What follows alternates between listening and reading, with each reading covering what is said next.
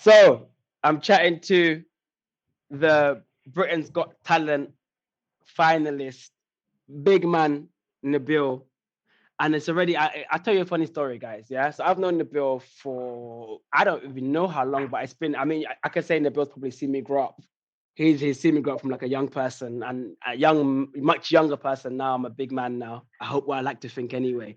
And now, before back in the day, man would just call Nabil, like, yo, what girl? We chat. But now he's a Britain's Got Talent finalist. But not hear from him again. He has 2-3 working days to get back to me. After I say this podcast I'm talking about, it's been like weeks to get involved. So now, what are you telling me? Is that how it's going to be since Britain's Got Talent now, yeah? You haven't got time for me again? Chapanyam. Listen, you little, you share. Yeah, listen. But I don't have time. You're the one that's a superstar. I swear, you and them other guys are like part-time boy band, part-time podcaster, part-time sapir. You know what I mean? With all them funky suits. Wanna try and roast me? Are you mad? Listen, all I wanna know is which suit are you wearing right now? I'm not wearing a suit, but I'm wearing a multicolored shirt right now. Multicolored. Of course it is. I don't even think you're really Senegalese. I think you're slightly Congolese, because some of them suits I've been called Congolese so much, I even dyed my hair blonde, didn't it? Okay, you dyed your hair blonde, so So I mean that can still be Congolese. that's what I mean. That's what I mean. Everyone says they think I'm Congolese because of those things. But no, Yeah. on a serious note, yeah, congratulations, bro. You smashed it. We're all proud of you. You made us proud. What has life been like, man? Well, go on, talk to me. Yeah, it's been interesting. The whole process has been quite mad. Like Yeah. when I done it, like when I initially did the show, I had no idea the kind of reactions that. Like, I mean, I had some idea, but I didn't know that it would be to this extreme. Okay, sincerely, yeah, you didn't think You it'd be this know? big. Yeah, I mean, because like so many factors have added. It's like so. I done an interview the other day, and they were asking me, did I think the political situation, has made things different? Mm-hmm. And I have to say, yeah, because both the negative and the positive have been heightened. Like, first of all, the show dragged on for over a year because of Yeah. COVID, Yeah. right? And then, so more people were home, more people were watching it. Then there was George Floyd, Mm-hmm. right? That's the George Floyd thing. That's galvanized people to wherever their political positions are. So you've got Mm-hmm. people now becoming woke overnight. You've got racists becoming more racist. Mm-hmm.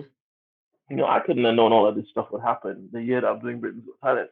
Of course. And even though, yeah, I didn't win, the reaction I've gotten, a lot of people can't even name who won.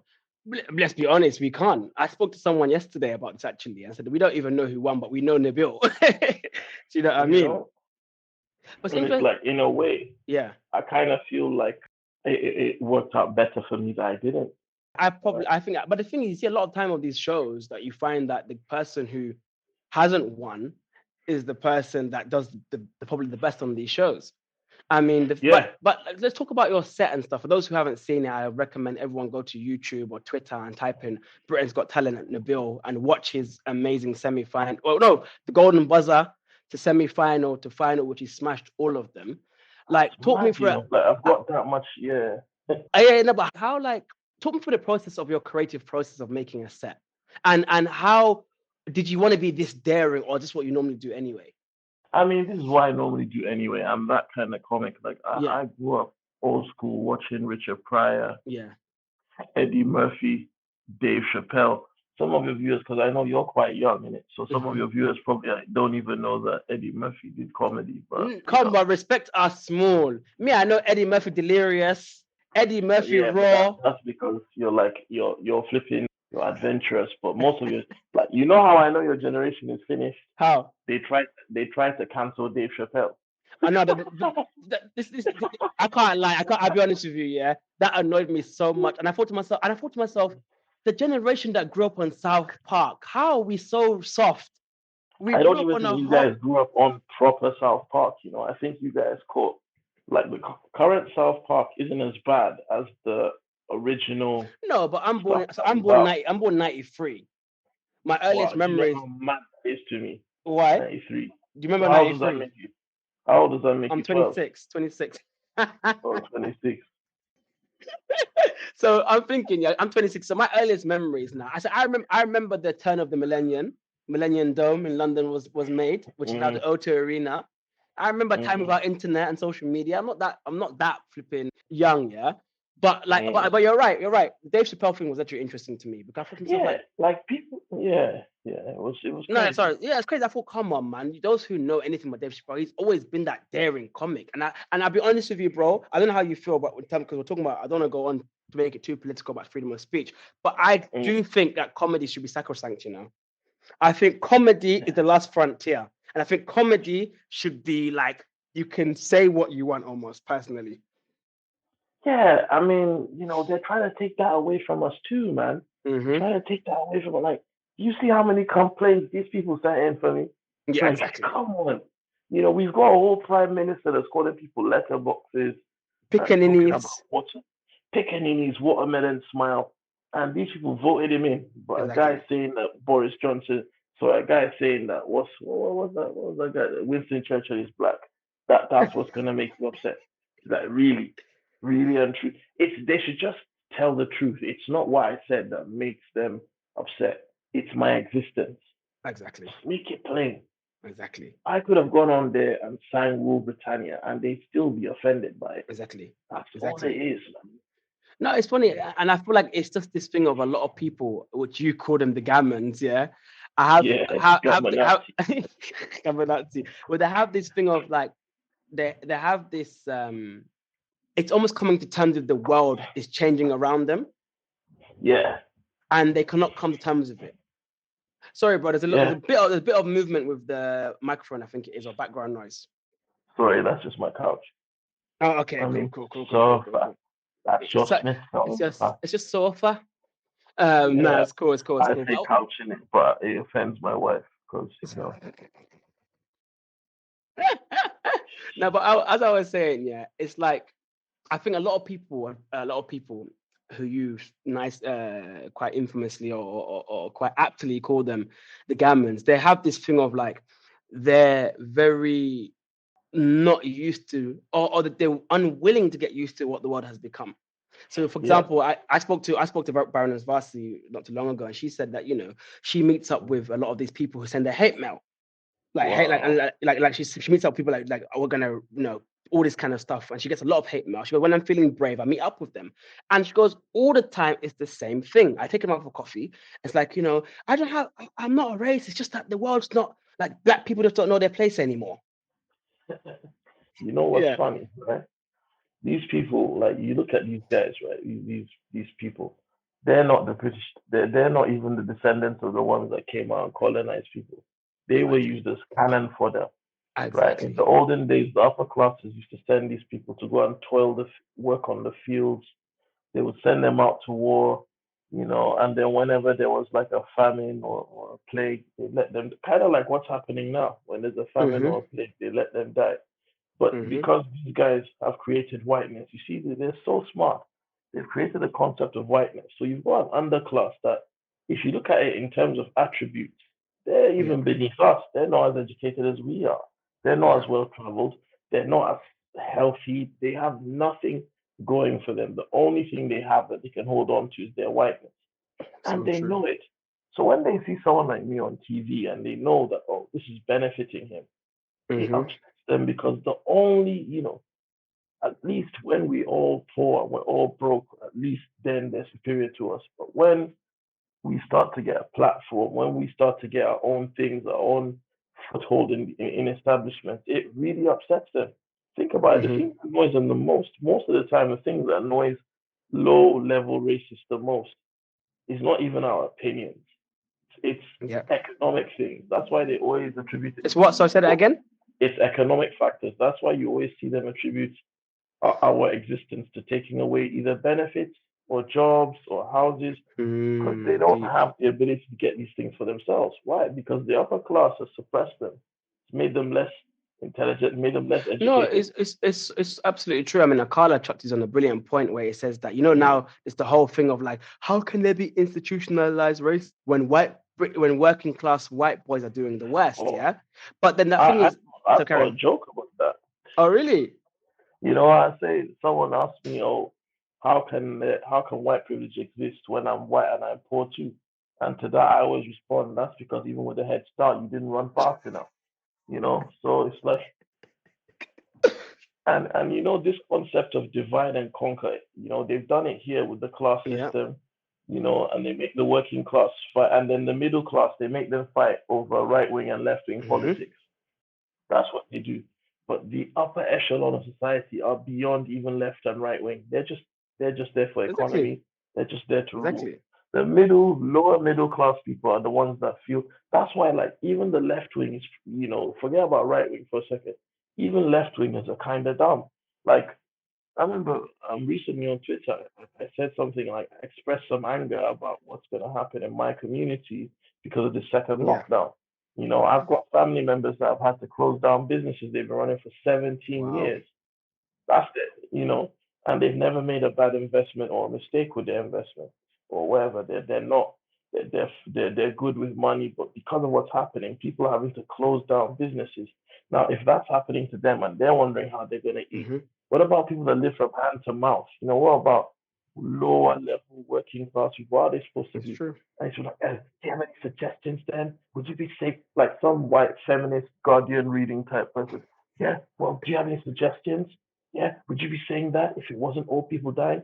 I just like to look, I'm black. I carry extra weight. I've got asthma. I live in inner city London. Sickness is more likely to strike me than you. So shut up. It's true I though. lost a It's friend. true though. I've lost friends and people around me have died from this thing. Like, I live down the road from Brixton. A 15-year-old boy died from it. What are you talking about? So, all of a sudden, like, they can't. They think because I'm left wing, most of the people who have a problem with lockdown are right Mm-hmm. wing.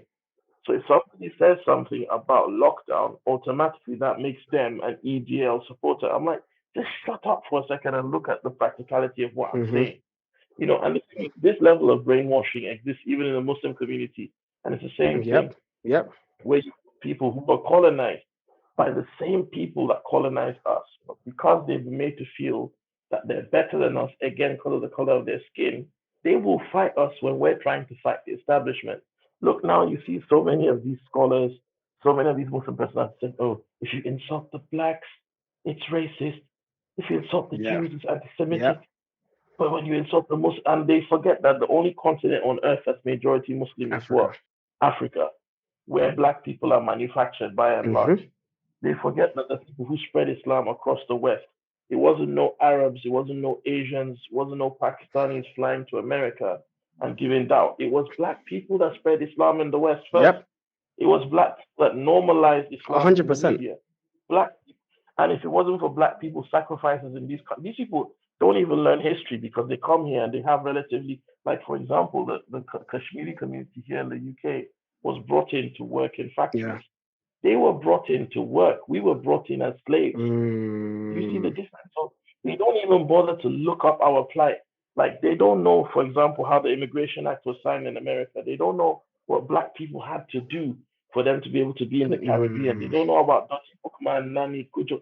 We had to shed our own blood. We had to suffer for these people to live the way they do Yep. now.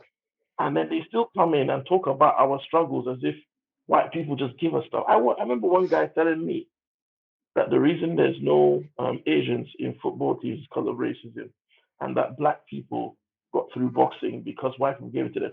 They don't know the story of Jack Johnson, who had to travel from America at a time when black people were still enslaved in some states, Wow. because slavery didn't end in Yeah, one yeah, of day. course. It was still carrying. Jack Johnson had to fly and follow the heavyweight champion, who was a Canadian man, to Australia, France, all these different countries, because they said that no black man, the guy refused to fight a black man Wow. because there was a color line. It said human beings shouldn't fight animals, right? Mm. And then when Jack Johnson won the title, they hated him so much they made up a law. There's a law in America about carrying a woman from one state to another. If you're not married, to sleep with her, that will get you jailed. They made up this law so they could arrest him and then do him for taxes. And that law only got taken down not it's a few years back, Wow. Sorry. right? Say that law It, again, was it? You can't go say that law again? you can't carry a woman across if you're not married to a Oh. woman in America. You're going to go from one state to another and then sleep with her. And that was made primarily just to for an excuse to arrest Jack Johnson. This guy was probably the first boxing superstar. People like Floyd Mayweather and Muhammad Ali all borrow. He used to talk to his opponents in the ring while he beat them up. Oh, He used to taunt his opponents. He was the first boxer to fight primarily defensively. He was the first boxer to own flashy cars, flashy clothes, and he intentionally would date white women just to annoy white people. And this was at a time when people were still being lynched. He came to the UK, and in the East End, some white people tried to kill him, a group of about six of them, and he beat them up, right? okay. So this man died. They made up laws to arrest this guy. And after he lost the title, right, it was about 30 years before another black man was allowed to fight to become the heavyweight champion of the world, right? And his name was Joe Louis. And when he won, he had to sign a contract that said he would never celebrate after beating a white opponent, Wow. and he would never have his picture taken with a white woman. Yeah, Marvin Hagler came to the UK and boxed and beat racist boxer that just died this year. May his name be erased. Where he fought this guy, and the British threw chairs and bottles at him. That was just in the 70s. These are the things that black people have had to go to excel in sport. Mm. But you've got Asians and Arabs that will tell you that these things were handed to us. You talk about riots, like you've got the Brixton riots, Broadwater Farm riots, riots in Manchester, Birmingham, all the gangs that we had to form just to fight police so that we could avoid police brutality. I mean, there's brothers like Nabil Abdullah who will tell you when he was 14, skinheads used to stop there, turn up in vans and attack black kids. Look at Stephen Lawrence, he got stabbed to death. Yep. These were the things we went through. Yep. Yet these people talk about our struggles as if, you know, And I, some of them have never and I think it's that thing of it's very unfortunate, not even as worse than unfortunate, because you have these experiences and people will speak about, you and me. And when we speak about anti-blackness that exists in Muslim communities, it's almost as if people are saying, oh, we're troublemakers or whatever it may be. When in fact, Mm-hmm. the fact of the matter is we are just speaking the truth. I mean, the thing is, wallahi ladhim, yeah, like I swear to God, being a black Muslim is hella exhausting. It's hella exhausting. It's like no, but it is though, because let's talk about the Rihanna situation. Yeah, we know Rihanna for a fact. She's someone who celebrates diversity like to its nth degree. Yeah, Yeah. we know that Yep. Yep. Yep. how Yep. she's put hijabis like front line in her shows. Yeah, wherever Yep. you think about permissibility or impermissibility of modeling, fair enough. Another that's a separate discussion. But what we know for a fact, she's someone that celebrates diversity. Now it's come out with By the way, I speak Arabic. I couldn't even make out what was being said in that video. But anyway, yeah. Yeah. Okay. Most of the people, most of Someone the people complaining about this can't even recite Al-Fatiha properly. But go on. Exactly, but go off, people. Someone said, okay, it's a hadith. I was like, okay, fair enough. She come out and apologized profusely. Cool. All I'm saying is that if you want your Black Lives Matter, if you want your Black life to matter, then our prophet should matter. I'm thinking, are you not no? Do you not know there's Black Muslims? Like, what is wrong with you? So let me tell you something. Like, you see, when that happened, Yeah. I tweeted and I said, because somebody then complained about another rapper saying, Inshallah, Alhamdulillah, and, Islam is not something for you to love. And it was, again, a Pakistani Mm-hmm. person who probably did not speak Arabic. And I said, oh, I'm not sure if you're aware of this, but even terms like Inshallah, Bismillah, and all this stuff, they're not actually exclusively Muslim. One. Mm-hmm. In fact, some sources will tell you they were used by some people before Islam. Yep. And some of these terms that we use, Alhamdulillah, Subhanallah, are very common among Arabic speaking Christians and Jews. Yep. Yeah, and other groups. So it's like these people's folk understanding, contextless understanding of Islam.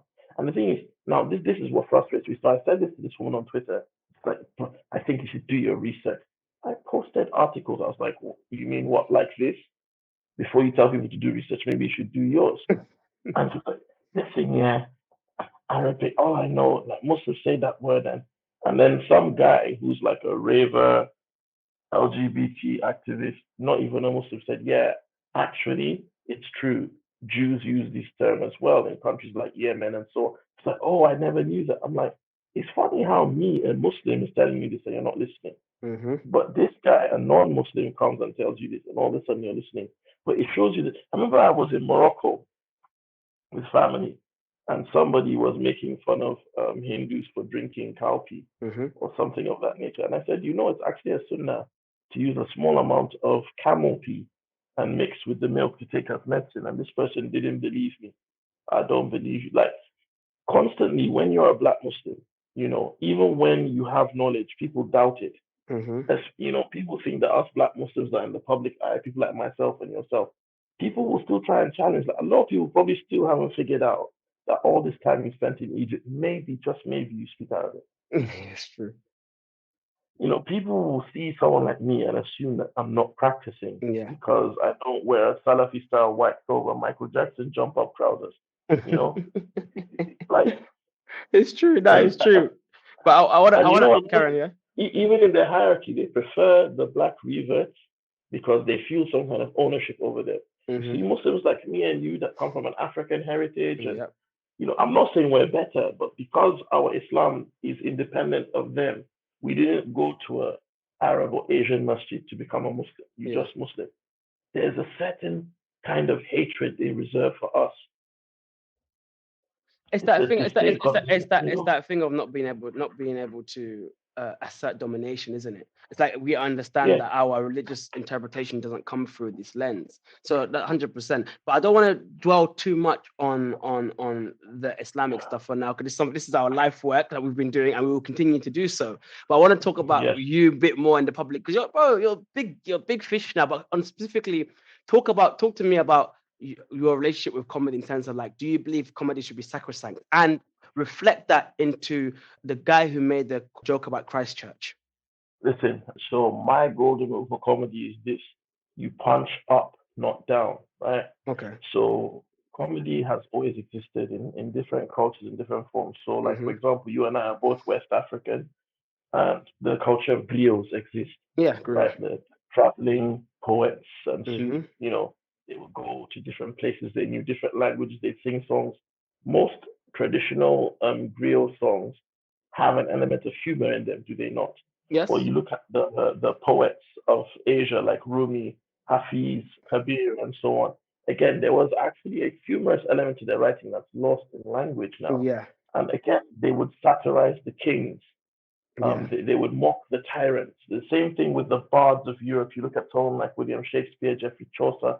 Their works were like, now it's become what we call dead theatre. But before, Stratford, you went to watch like the earliest days of Shakespeare. You went to a rowdy place to watch Yeah. Shakespeare. Yeah. Yeah. It was used to make fun of the upper classes, and now the upper classes have appropriated it like they do with everything and done their own cover of Shakespeare, which is completely dead and nothing like the original works. Mm-hmm. So with stand up, I feel like if you are, it's for the powerless. That's the reason why the most successful comedians outside of England, because England is backwards when it comes to entertainment, but the most successful comedians in America, which is the most media savvy country in the world, Sorry, tend to you're, be you're cutting people. out a little bit. Say that all again, please. That bit again. I said the most successful comedians in the world outside of England, because when it comes to entertainment, England is backwards. But if you go Mm. to America, the most successful comedians are people who come from a background of some sort of disadvantage. They're Jewish, they're black, Yeah. they might be gay, they might be Muslim, but there's something, they might be fat. There is something there because comedy comes from tragedy, right? So why I say this Yeah. is this, I'm a man doing jokes about the upper class of England. Nothing Yeah. on them directly. It's not bullying. It's not. It's not Mm-hmm. marginalization of anybody. It's the lower class or the small guy attacking. Rock even said like doing jokes about short guys isn't really fair. So Chris Rock has a joke where he said, "If you're a guy and you're making fun of short guys, you're a bully. Whereas short guys, Okay. If you're a tall guy making fun of you're a short guys, bully. yeah. But if you're a short guy making fun of tall guys, then it's tall guy still wins in every other aspect of life. Same thing with Mm-hmm. poor people doing jokes about rich people. Like the rich person still has Mm-hmm. power. So that's what we call punching up. What a lot of we're seeing now with a lot of like particularly very angry white men is they're angry that they can no longer Mm-hmm. punch down because they're being called out for it. So for example, you've got Charlie Hebdo in France that did jokes, did these cartoons of the Prophet Muhammad sallallahu alaihi wasallam, and they say Yeah. freedom of speech. And my counter argument to them is this: if you're saying that you should be able to do what you're doing, then that means you're also justifying the anti-Semitic newspapers that Nazis used to print. And in fact, that Charlie Hebdo actually draws in the same style of animation as the newspapers Das Stürmer. Oh If wow. you look at the artwork, all the anti-Semitic stuff they printed, they draw in the exact same fashion. In fact, some of the cartoons are an actual repeat of things that appeared in Das Stürmer, which was a 1930s propaganda piece newspaper by the Nazi Party. And I think the main editor was Goebbels, who was Adolf Hitler's head of propaganda. So, Yeah. obviously I know you know, but whoever is listening, and Yeah, if of you look course. at the artwork of Charlie Hebdo and you compare it to the Stürmer of the 1930s, I think that's what it's called. It's the exact same kind of artwork. So anybody who tells me freedom of speech is also arguing that someone like Wiley should be allowed to say what he said. You're arguing that people should be Yeah. allowed to deny things that have happened in history and make racist statements and incite hatred. But the thing is, see, I will just hit back at that. I'm just acting as a proxy. Isn't that a bit of an arbitrary line? Because, like, are you saying that a white comedian can never tell black jokes? Then, If that white comedian is comfortable to come round to Brixton or Croydon and do those jokes, yeah, then they're more than welcome to come round. See, like when I did my jokes, for example, you watch my, so that I can show you there's no double standard, right? You watch mm-hmm. my audition for Britain's Got Talent. There's a lot of jokes that got taken out because they had to edit it to make it short. Yeah, The audience was at yeah, least 80% white, if not 90. And I did yeah. jokes about white people, right? I used to Mm, run a comedy club just down the road from my house in Norbury. Every yeah, time these white comedians came in, they were used to having like a 99.9% white audience, right? When yeah. these guys came in and saw that our audience was, let's say, 50-50, 60-40, with black people and Asian people and Arabs heavily present, they were visibly scared. Like it's Okay. not even about being a minority for them. Even just us being around in equal numbers scares. And the only comedians that didn't have a problem when they came in, the only white comedians that didn't have a problem with that were the ones that were, had grown up around black people that were Ah, used to the okay. culture. So you've got comedians like Bill Burr, who probably hang around with black guys. There's, I mean, his wife is black, innit? there you go. You've got comedians like Gary Owen. Again, there's a familiarity with the culture. I mean, it's fun. It's funny on Bill Barr. I don't know if you ever heard any of his podcasts. Yes. So obviously he'll come out with some very problematic stuff, and his wife always corrects him, Yeah. innit? It's like, well, what's wrong with you? No, that's not how it is. And you can tell he's had such a black education, innit? Like you can tell, innit? Like he's got his recent one with the talking about white women. Yeah. He came out speaking white women, saying that you white women, yeah, hypocritical. You stayed around of these years of oppression. Now you're Yeah. talking, You you know lot that he just sat down and shut the f up. he listened to a black woman say that it's very clear, right? And so Yeah, someone like yeah. that, even though I don't agree with everything he says, you can Of course, tell yeah. that there is a familiarity between him and the people he's talking about. He's not just a random white guy who is outside of the And community And you know what berating I find ultimately, if I'm honest with you, them. yeah, I can't lie. I'm very biased, but I feel like if you're gonna do the offensive joke, and I can't lie, I do like offensive humor. I'm So not a do I. snowflake, yeah. But I feel like at least let it be funny though. A lot of the time you It's just not tell funny. people It's are shock using it humor. Yeah. to express their racism. Yes. You're just literally just I'm racist. I just want to express my racist views, and I'm gonna do it under the guise of comedy. That's what I found a lot of time. If I'm honest with Exactly. you, I watch a lot of this sometimes these white comedians, white female and male, they're speaking up. I'm just like you're not even funny. Like No. for me, Dave Chappelle is the GOAT because it's funny. Yeah, it's funny. And he's doing it in front of the people he's talking about. And that's the other thing. Oh, As it's a fearless, black comedian fearless. living in the UK, you are familiar with white people and their culture because it's all there is. It's everywhere. It's dominant It's the culture. dominant culture. Whereas you find that with white comedians that want to do jokes about black people, the kind of white comedians that get into trouble for doing jokes about black people are the kind that don't actually have with an understanding of our culture or our experience, and Mm. that's why they get it wrong. That's why they get Yeah, it wrong. good point. And that's why it's not funny, and people perceive it as offensive. Exactly. So it's like I'm a No, that's Muslim dope. That's comedian, interesting. but like I know a great deal about Jewish culture. Jewish history and so on. Yeah, I mean, because I like to study this stuff, and I lived in a predominantly Jewish Yeah. area and so on. I've done jokes. People like, you can't do jokes about Jews. I do jokes about Jews. I've done jokes.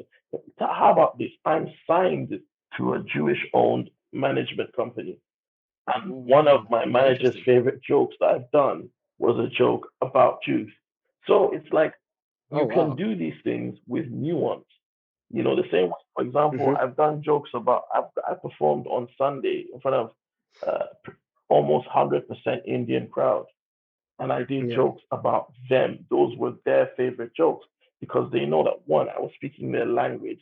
I was talking about things in their Yeah. culture accurately, right? And so then I That's get such a that. good point. I think that nuance is something I hadn't realized before, but I agree Yeah, with that. when you're talking up, like for example, we started this podcast and I said something to you, I believe in your language, right? Yeah. It's funny because someone else is saying it, and it means that they have to have some Yeah. level of familiarity, and that's why, for example, black people would embrace flipping anybody that comes. Like that's why we like Adele so much. She's obviously someone that grew up Yeah. listening to Motown, and Speaking about Adele, when she did the Bantu Knots, yeah, I had no problem with it. But what did you think? nah, I mean, honestly, when Adele did the Bantu Knots thing, I mean, I thought I always think it looks funny when white people do protective hairstyles because like, what are you protecting your hair from? But But at the same Yeah. time, it didn't offend me because I know. Was it appropriation? I mean, maybe it was. I don't know. It I don't wasn't think so. something that I was Okay, bothered. but But what you but can what tell but she what's the grew up line between having. appreciation and appropriation? Where's that For line? me, it's this: if you're benefiting from something when the originators are Yeah. not, and you're claiming to be an originator of that thing, then it's appropriation. Hmm. So, for example, a black man wearing a suit to go to work isn't Yeah. cultural appropriation because we live in a country, we were colonized, we were forced to wear these clothes. Now, in the corporate world, if you Yeah. wear anything else, you look like a weirdo. Whereas a Yeah. white boy with dreadlocks in a dashiki being called, oh, he's so, well cultured. Whereas you know very well you turn up to the same place and police are called.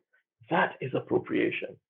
At one point, if you Hmm. Google the word dreadlocks, the first thing that came up were white Kawali band players with dreadlocks. They wouldn't even put Rastaman on Mm. Google. Do you see what I'm saying? Wow.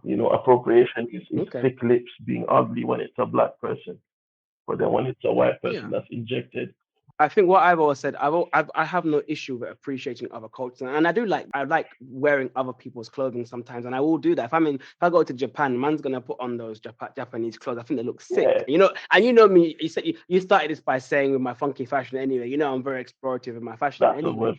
But what I've always said is that explorative is that's what I said, yeah, it's a that's a good compliment word for anyway. it. Very good. But what I find about appropriation appreciation where I think it's problematic is where the Kardashians put on braids and the Boxer papers brain. say that these people have created a new Yeah, hairstyle. absolutely. And it's the same time when black women are told that, They can't go oh, to can I work. touch your hair? Or Yeah, oh, I can't go to work can't like go this. to We have our own private flipping private. For me, yeah, no one can tell me about unprofessional hair when we have Boris Johnson's hair like that. school. No one can tell me about any unprofessional hair. I'm saying no one can tell me about my hair is not professional enough. Mama can't even put a comb through his head The top. guy looks like he got into a fight with Shango and Thor.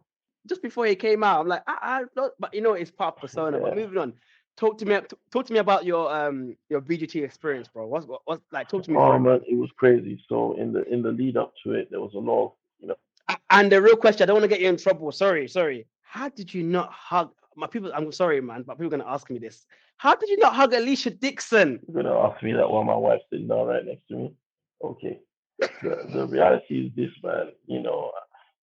We as Muslim men need to live up to a certain standard because it's like if a Muslim sister was on stage hugging up David Williams or Simon Cowell, True, he'd get true. roasted and rinsed. And I'm not saying that it doesn't happen where brothers will slip up and because it's weird the culture we live in. But Yeah, if I was a sister in hijab, right, and I hugged up Simon Cowell, people will get crucified. of So it's course. like, Yeah, of course, of why are course. we pushing these standards for women and then men? I'm not gonna name anybody, but there's a whole bag of Muslim man who are, all cozying up with Karen and Sharon and Susie on chat shows on TV, on my team, Mm. and people don't say anything. We live in a Mm. time where 100%. Muslim men will back a Muslim man that was accused of multiple rapes, but attack a flipping No. I mean modest the fashion hypocrisy. for taking off a hijab. Hundred You percent. know, No, but the hypocrisy is there. yeah, I always find it. I find it so strange that the Muslim man would be someone who in society he'd be like, lower your gaze, akhi. You go to the masjid, lower your gaze. Then you go then to the it's a thing office of like, and him and I go, Becky, hi Susie, Becky, hi Sharon. mm-mm, Oh, can I get you some? Can I get you something? Jump off. you know, The you go to the office and you're like, can I get you two coffee? Can I get you coffee? How yeah. many And then sugars, you hear love? You them know when what you I mean? talk to But their but Muslim but, but then counterparts at work. I know it's like astaghfirullah. I'm like, go down. I'm like, bro, Yeah, like, come on, man, come on, man. But now it's talk to me about your BGT experience, man. yeah. So you went So in, on, in the lead up to it, I had to really think. Because remember, I had a career before this. It was going well. I yeah. didn't know COVID was coming, but something just told me, just do it, just do it, just do it. So when I was gonna do it in the lead up to it, I was just thinking, yeah. I went on tour. While we were on tour, every night I thought about it. I'm like, I hope this is a good idea. So I what? was Sorry. on tour before. Yeah. I was doing a tour with one of these charities or whatever, Muslim comedy tour, Yeah. and I had to think about it every night and think, you know what? If this audition goes badly and I embarrass myself, I could just lose my whole career and everything I've worked for. And Mm, in the industry that I'm in, like it's very tough to even get to where I was before Britain's Got Talent. Like not a lot of mm-hmm. comedians were as fortunate as me back then. Mm-hmm. But then, the way I live my life, who dares wins, and I've got a family to look after, man. And I just want to make sure that I can Mm, do the best for them. And I thought, wow, this is good. I don't know how long this is going to be sustainable without doing yeah. something concrete. And like I always say, I'd rather take a bullet in the head than leave my family unfed. Understand? Mm, So I was like, you know what, I'm gonna do it. So I went on Britain's Got Talent, and I remember like, I would wake up at night. I was so nervous about it because I'm an anxious person. I struggle wow. with anxiety and have panic attacks and the likes. And I remember when I was on tour, so I auditioned in January. When I was on tour Yeah. in December, on three separate nights, people approached me and said, Nabil, you should do Britain's Got Talent. I think you could win. Mm, And I thought that's funny that because they didn't know that I was gonna do it. And then I remember the oh wow. night before I did Britain's Got Talent, I did a show and I smashed it because I always do because I'm dope Yeah. at what I do. But 100%. I'm dope. But like I was waiting outside and people coming up to me saying, "Mate, this is gonna be a big year for you. I can feel it." Some hippie guy said, "Let me take a picture with you because I believe it to be valuable by the end of the year." I was like, "Yeah, go ahead, you take that picture." Wow. Then there were these girls that came. They were like, "Yeah, you should do Britain's Got Talent. You do well on there." And it was this is too much. And then the next day, I went for the audition, and I'd only had like 3 hours of sleep because, like, my wife would tell Mm, you, like, I'm very anxious and stuff. I had wow. 3 hours of sleep. We had to get the kids ready. I went with both my kids. We went all the way down to the Palladium. There was such a big queue. I remember arriving, and there was this dude, like, there's this dude in a dress going, yeah, Philippines, Philippines. I'm like, wow. I'm like, this is what I'm up against. Like, I'm just a guy with jokes, but like, I turned up and it's like, I'm just a normal everyday guy to the point where they thought it was my daughter that was auditioning. You know, Oh she looks wow. like a star. So Yeah. we turned up and, sniffer dogs and all of that, security, get our wristbands on, and the queue of acts is so big that we're not even in the actual venue. We're in Wow. a hotel round the corner from the venue, and like there's too Oh many of wow. us to even be in the lobby. They had to like clear out the downstairs portion of the hotel, and there's loads of us everywhere. On chairs. In this really hot room, toddlers throwing tantrums, and like we were Wow. there from about 11 o'clock in the morning and like they had to do us in batches and I got put on late. People don't realize more comedians auditioned this season than ever before. On the Oh day that I was really? on, there was about 15 comedians. Oh wow. And so I was on later in the evening. So I came at 11 o'clock, 3 hours sleep the night before. 11 o'clock in the morning. I wasn't on until 9:45 at night. Yeah, 9:45. I was on late. I was one of the last five people to perform, Damn. and I was on the same heat as I think Damien O'Brien, Hakan, and Magical Okay. Bones. We were all in the same heat, even though it got shuffled in the edit. So we're in different episodes. Oh, okay. So then, okay. So how does it work? So then you finally come on. You see Ant and Deck. So you're backstage doing all the recording and stuff, and different Yeah. interviews. They're taking different video shots of you. They don't know what they're gonna use. And then finally, Yeah. like I'm watching, and like there was a comedian on who was quite good. It was a Scottish guy named Cubby. Yeah. Actually, I don't. Okay. Yeah, did they show? Yeah, they showed it on YouTube. So Scottish guy named Cubby who was blind, right, and he did jokes about being blind. Okay. Very good, very very funny. And then Magical Bones went on and did that crazy trick that he did, and even we backstage didn't know how he did it. And like I could hear Mm. people cheering, and he didn't get golden buzzer. I'm like, bro, that guy didn't get a golden buzzer because I'd already been talking smack beforehand. I told them that yeah, I'll take the golden buzzer today. Everyone here is just wasting their time. Yeah. I'm going, but you know me, man. Like obviously being typical, Yeah. how we Come on. Come Africans on. do, man. You turn up and you Come on. speak it into existence. Obviously, you make dua, but you speak it into existence. And I said, I'm gonna get a golden buzzer. And See, someone said on Twitter, speaking into existence is just gentrified dua. there you go. so my mom called me beforehand and she told me that one, whatever it was you were when you went there, when you leave, you'll be more.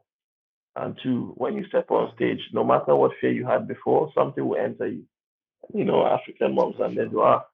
So, bro, Yeah. as soon as it was time, they had just, I went to the toilet, right? You know that that X that they give people when they're rubbish?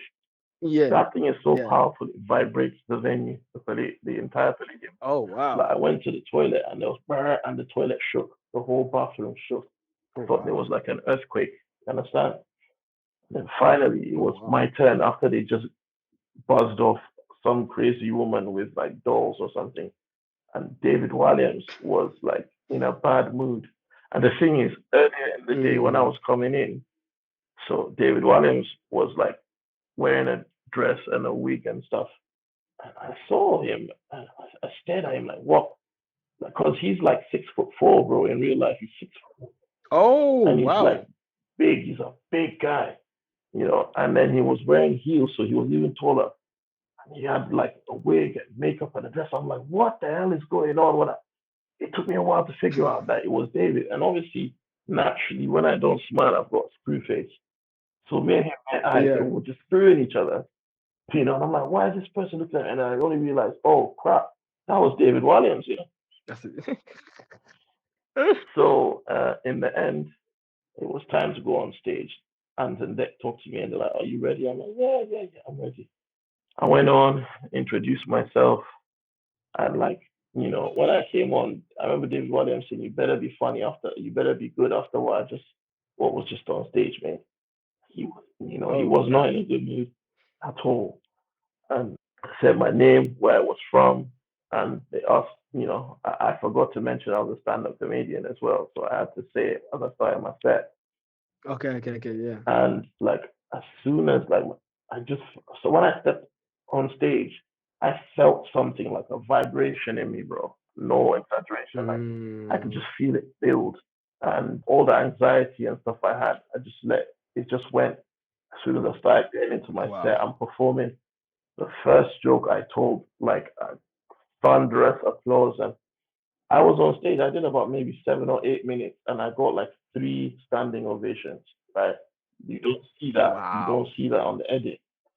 Yeah. The edit in You it. don't see that. I Mm. get like three standing. I have to tell them to sit back down. What you mean? Wow. Sit back down. Man, I need to finish my set. And I've got a screenshot I can show you because I don't lie. I tell the truth. Somebody who was working backstage actually said this to me on Facebook. He said that the crowd was making so much noise when I was on that they had to stop recording backstage and cut off all interviews. And the producers had to Wow. run to the side of the stage to see what was happening because they didn't understand what all that noise was because there hadn't been that kind of applause the whole day. People were stamping Wow. their feet. So people say things like, "Oh, he wasn't that good." They need to shut up, man. I was more than just that good, right? They see a 2 minute. Oh, you were People epic, don't man. understand that these things are edited. They don't understand how TV works, especially even our own people. Like, Yeah. oh, you only told one or two jokes and you got a golden buzzer. Nah, I went in there and I was political from the start. I went on there. My opening jokes Okay. were about Brexit, the EGL. Like Mm-hmm. I went on there and I did me, and so many of the jokes I did didn't even make it into the thing because they had to edit it and shorten it, show me backstage with my kids and stuff like that. So and all, Yeah, yeah. yeah, yeah. Of course, show the whole reel. Mhm, I mean, the thing is that speaking about the golden mhm. buzzer, what would you say to those people that say you only got a golden buzzer because you're black and Alicia is black? I mean, Alicia, like I said in my final, the last black person Alicia gave a golden buzzer to was 3 years ago. All golden buzzers have been white people. So it's like, why don't they Yeah, say anything when David Williams gives a golden buzzer to a white person? Amanda Holden gave a exactly. golden buzzer to people that looked like they could have been her relatives. They were blonde, white. Nobody said anything. And isn't it funny how these Hmm. people say things like this, right? They'll say because there was one black judge or even two later on Britain's Got Talent, I had an advantage. But Yeah. the same people live in a country where the police are black, the ministers are black, the deans of the universities are black, the HR are black, the flipping CEOs are black, the business owners are black, the mayors, so I mean, are white. Like these people in positions of power are all white. The CEOs, all the politicians, all the ministers, all the MPs, But then they'll deny they'll deny privilege. privilege. But me, I have a privilege because there was one black Amazing. judge on a TV show. Ooh, that's And the mm-hmm. That backstage energy on as the well. entire team, let's say out of about maybe 90 people, maybe 6 or 7 will be black. Yeah. And the thing is, remember, Okay. BGT is probably one of the most inclusive TV shows. They actually Right. champion diversity, but still look how underrepresented we are. So imagine what it's like in Yeah. every other business here in the UK. So like, and Exactly. Well, you really, Karen, sorry. remember as well that I wasn't the only black comedian that auditioned that day. I'm just, Exactly. so it's like, it just so happens, what people don't understand is this, the black comedy circuit is separate from the white comedy circuit. And I had to do both. Mm-hmm. And then I was doing shows in front of Muslims where everybody, all the audience, I were Asian or Arab. So I've had to exist Mm-hmm. and I've had to excel because the only way black people make it in any situation is by being excellent. Because we have to work 10 times. And Mm-hmm. the thing is, like, we have to work 10 times as hard as everybody, right? And then on top of that, Mm-hmm. for other black comedians, if you see one black comedian blow, you're like, oh, there goes my opportunity this year. That's the new guy. Oh wow. Because Gina Ashray said when Lenny Henry was on TV, everybody was waiting for him to die so they could make some money. Because Wow. it's a one in, one out policy with a lot of these TV channels. Mm-hmm. Mo Gilligan just had a TV show, but before Mo Gilligan, it had been 20 years since a black comedian got a show like his. Was given TV Yeah, show. in that Ah, time, count how many mediocre white comedians have had TV shows. White comedians can it's have true. one show and it fails and they put them on another. So when these people talk about how it's easier for us because it's black, now, yes and no. Yes, because you're so used to flipping, trying to be the best on every single show and trying to outshine people. Because as a black comedian, you go to a comedy club, right? You could smash it and they Mm-hmm. still don't book you again. And some white guy will go and be Yep. mediocre and they'll book him because white mediocrity is easier to push than black excellence, right? So, and then Oh. on top of that, you have to compete against other black people because there's such little opportunity. They're cutthroat. They'll stab you in the Mm-hmm. back to get ahead of you. I've seen it. They'll steal your jokes. They'll block you, and then when they get to where they are, they'll pull the ladder up from underneath them, so you can't. So you have to be even better than the other black acts as well. Because if you know there's only space for one, you have to be the one, right? And then when you're in Yeah. the white space, you still have to be excellent. So because of Mm-hmm. that, when black comedians go on Britain's Got Talent, the ones that have the confidence to go always do well because you spend. It's just like a guy Yep. who had to fight every day, getting into a fight with Yeah, someone yeah, he's yeah. never had to fight. Who's gonna win? Who's gonna win? Of course, guys, Yeah. every day. No, of course. And the thing, the thing is undeniable, man. I said this to you privately, but you've been working for so hard, and I think like it's an inspiration, man. It's like I compared it to Burner Boy, how people can be grinding for 10 years, and you never know what will be the thing that changes their Mm-hmm. life, literally, man. Let me tell you a So story, cool. man. So okay, so Do you okay, Karen. know Fuse, the Afrobeat artist? Yeah, Yeah. Do ODG. you know that I know him? Is it the guy from Ghanaian guy. Ghanaian Listen, guy? do you Yeah, know he used to be a rapper? Azonto Do you King. know he was before that? He was a rapper. Okay, back in Yeah, the day. like, and when I say rap, he was good. Oh, Like, I okay. think if he in his prime battled Wretch 3-2 or Akala or Loki, boom, Nah, don't, nah, I nah, nah, still have nah, the nah. CD. Don't I'll come on, prove it. come on, come on, I come still on. have the CD. Wretch is one of Fuse, the best lyricists in the Fuse UK, was bro. better. Okay, Fuse was better. I haven't heard it. I can't compare it. I'll But take your word but the for it anyway. difference between him and all those guys was he never swore and he never Okay, talked about violence. Even the rest 3-2 is okay, positive, yeah, and yeah. conscious. But Fuse was on another level. He was really good and he did Mm-hmm. not swear. He did not promote. Everything he did had something witty behind it. It was something positive, something pro Mm, black, something pan African. So I wow. remember I used to work retail and I remember Yeah. I'll never forget this day. Somebody came and heard a Fuse track. And I'm like, wow, this is Okay. live. This is live, man. Who is this guy? And I said Fuse. And he's like, yeah. I was like, have you noticed he didn't swear even once? Like, oh. And then the guy put the CD down and left it. It was on holiday in Ghana. Fuse saw the Azonto dance and was like, wow, this dance is so amazing. It's a shame that there's no song that talks about the dance. So he made a song Azonto. Okay. When he did his launch for Antenna and his album, Yeah. he did it in a West African restaurant. And in that West African restaurant, that's where I used to run my comedy club upstairs. I was there. I was Okay. at the album launch party.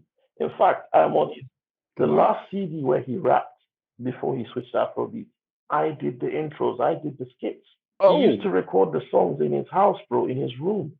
I've met his mom. Rah. I know the guy he used to rap with before, but that guy wasn't positive. He ended up going to prison. I've been to shows with Fuse where there Okay. were 4 people in the audience, bro.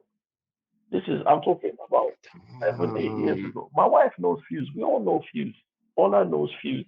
We all know him. Damn. Do you understand? He's been around. It's People mad. don't It's understand. You see mad. Mo Gilligan, Mo, yeah? We started comedy. He Yeah. started comedy just a little bit before me. He's been going Damn. So how long that's about been 12. then? So I've been going about 11 years, yeah?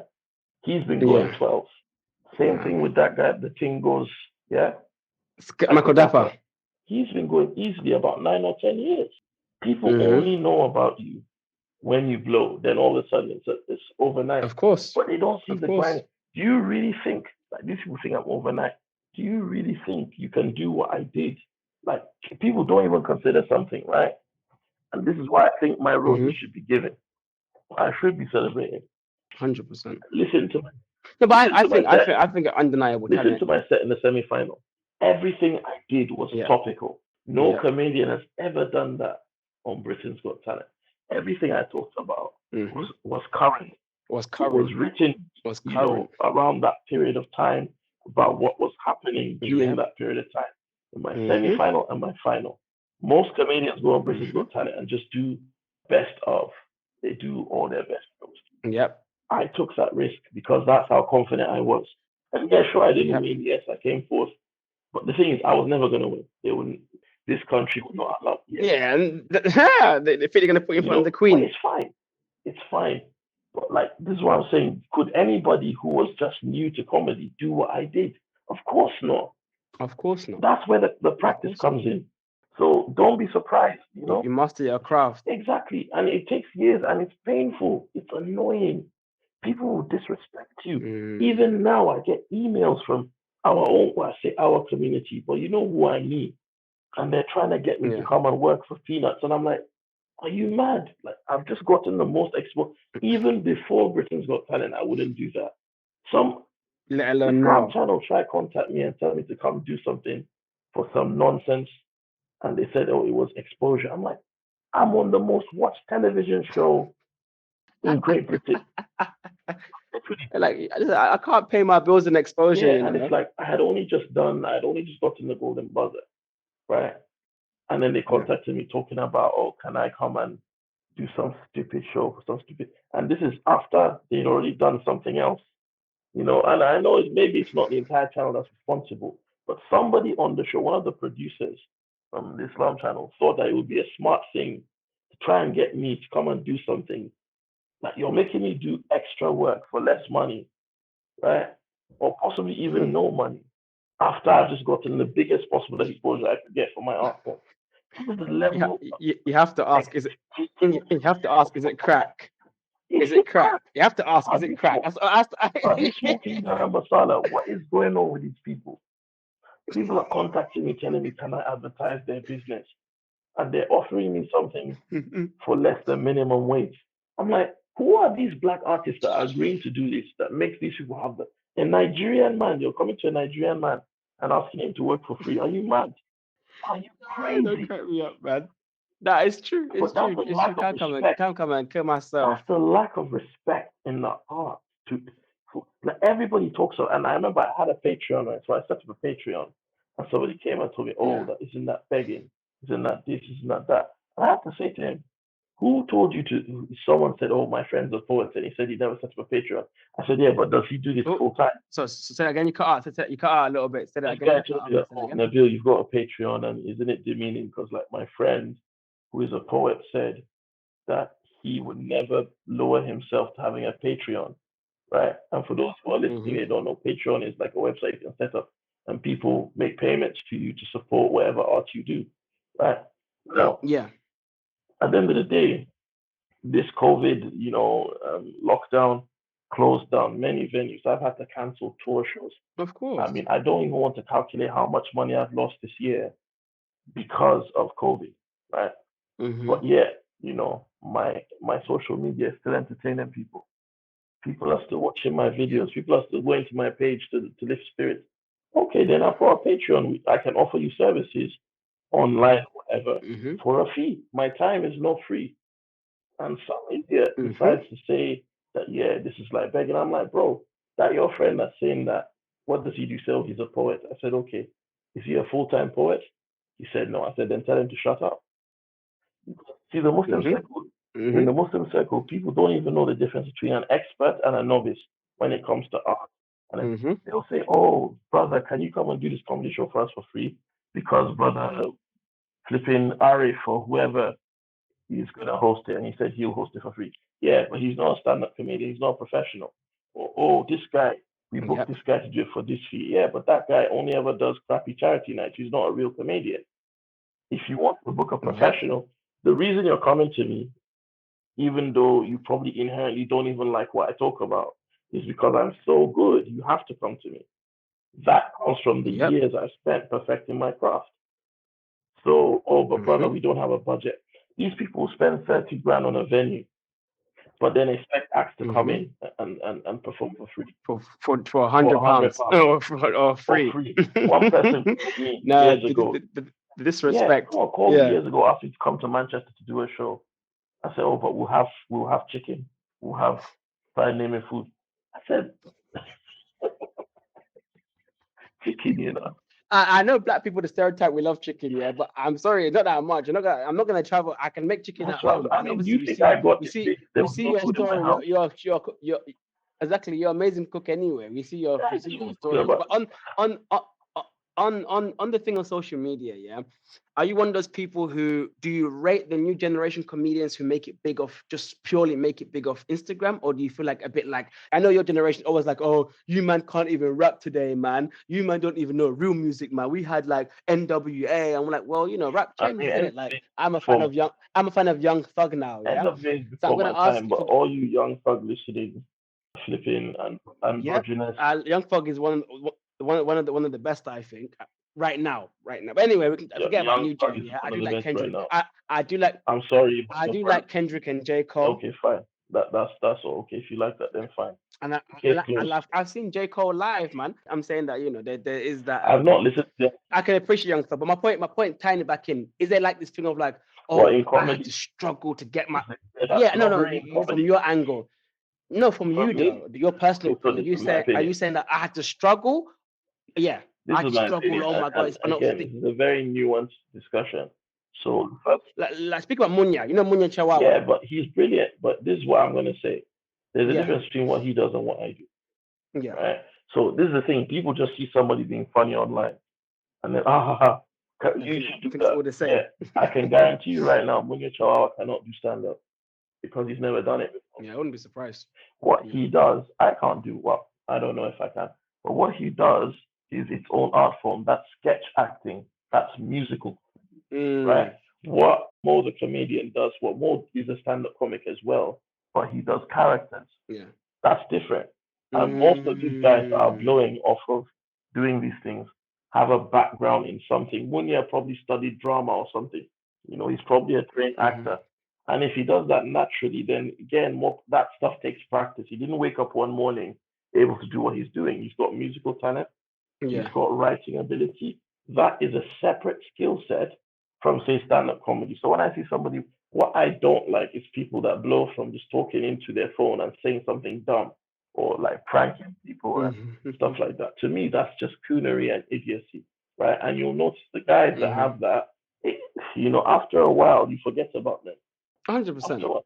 Quick to rise and quick to fall. However, having said that, I do feel like when I see people on TikTok, Mm, yeah, I don't know if you have no, I TikTok. don't. I can respect it. Yeah, it's a I skill can set. It's a respect skill it set. because yeah, it's a skill set. Like I feel like you've told a whole story in a minute, like you made a mini move in a minute. I can Yeah, appreciate it's that. a skill set. But And I just don't like to be compared talk, to these people, yeah, you that's know? fair. That's fair. Talk to me about some of your inspirations, bro. So, I mean, For a little. my earliest childhood memory is watching Richard Pryor on VHS, Yeah, I love Richard Rowan Pryor. Atkinson as well. And then later, Oh, yeah, okay. Rowan Atkinson actually has a one-man show, which I think should be available on YouTube if you have the time to watch. And it's just him doing different Okay. characters and basically the equivalent of stand-up on stage. And it's brilliant. He does like an Indian character, Wow. he does all kinds of stuff, right? Amazing, just him. And he's such a genius. Mm-hmm. And I remember watching that as a kid with my brothers, my brother and my uncle. Mm-hmm. And then I watched the Eddie Murphy as well. I watched all these, and I was like, I always loved stand-up comedians, even though I didn't even understand what it was at 5. I always Yeah. thought these guys are so amazing. And I remember growing up, stand-up comedy was one of my favorite things to watch. I loved it, Wow. even though at the time it wasn't blowing in Nigeria like it has now. Um, Yeah. I always subconsciously really admired these guys. And I was like, when I was like in Nigeria in secondary school, I was on the debate team, and my debate style was Yeah. comedy. It was comical. Okay. I would ridicule the people I was debating with, and I would put my, That makes so much sense yeah. now. I've been training for this for years. I school in the dark arts, my young apprentice. But yeah, I was doing this, I would disrupt class. I would write jokes that I was going to use to annoy the teacher in class beforehand. Mm-hmm. I would have a whole routine, and I would start an argument with the teacher just so they would ask me specific questions, and I'd have an answer to the question, you know. But I didn't know Mm-hmm. that, oh, this is stand up. It was just something I did. And then, eventually I found Mm-hmm. myself here. And obviously, my inspirations will always be comics that have something to say. I think the difference between my friend Mm-hmm. Ola coined this saying. He said the difference between a comedian and a clown is that a comedian has something to say. It's all well and good being Mm. funny, but what makes a good comedian is being funny and something.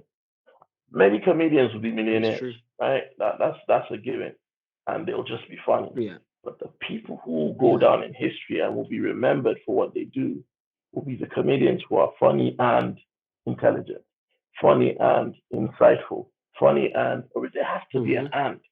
Dave Chappelle has many. Dave Chappelle is a genius. I Oh no, genius, and he's a genius, and I'm gonna just get you on that. Just to wrap up on this point, Mm, I want you to rate from funniest, or no, it's not even funniest, in your opinion, from most talented to least talented. I want you to rate Dave Chappelle, Kevin Hart, Chris Tucker, Chris Rock, Cat Williams, and Eddie Murphy? See, that's a very difficult one to rate because because while they all do stand up, they all do other things. So, for example, this might shock you. Eddie Murphy, to some, might be the most talented in that he had the best impressions, the best Yeah. acting ability, and he was able to reinvent himself after doing all the homophobic, racist, misogynistic stuff that he did, right? He's Yeah. now what? A star in children's films, Yeah. family Mad. movies. So while this may confuse people, I would say if you want to talk about raw talent, then the argument is there for Eddie Murphy. Doesn't mean he's the best comic, Mm-hmm. but in terms of raw talent, and also it takes a skill to come up with these films that he's come out with. Then after that, 100%. it's hard to judge where you put Kevin Hart in terms of business savvy. Kevin Hart is the most Oh talented yeah. because he's made more money than all Mm-hmm. those other people while not being Yeah. as skilled as a comedian as them because he knows how to think. He's like a comic rock star, Yes, isn't it? he's not as good at comedy as they are. He doesn't have the skill set that they do, even though he is very funny. But he's got a business Yeah. mind. So in terms of business, he Mm-hmm. is the most talented. Then who was the other one? I would Mm-hmm. say even Chris Tucker, again, he was out of the game very quickly because he became a born again Christian. So it's hard to judge where Yeah. his career would have been. But I would say Chris Rock. Chris Rock and Dave Chappelle, I think Dave Chappelle is 0.5% better than Chris Rock, Okay. simply because Dave Chappelle has been able to stay relevant after all these years. But then some people might say Yeah. it's only because Dave Chappelle left the game and then came back.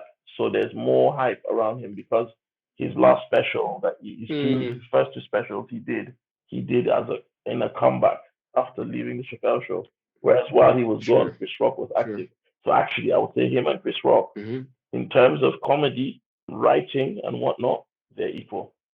And also, No, I we hear that, respect man. I them hear that, because man. they're intelligent and funny. Yeah, true. And have something to say, Yep. as you said. Bro, I love that, man. Thank you so Thank you much, for man. having me, Thank you man. so much for joining me. I hope you enjoyed that as well. This will be out very Okay. soon. Guys, as always, subscribe, like, comment, follow. Where can we find you, Nabil? Croydon. At the moment, a lot of Okay. shows are cancelled. Social media, where? No, Okay. Oh, yeah. social media, I Social. mean. Sorry. See me, I'm old school. I think about real life. You're old Yeah. school. Okay. So Oh, my Instagram is man like nabs. My, man like my Nabs. Facebook is my name, and my Twitter is my name. Mm-hmm. Which I'll post in the comments, guys. Please follow Nabil, hit him up for bookings. Wagwan, where do we go? Chambers Management. Chambers Management. Bap, bap, bap, bap, bap. Cool.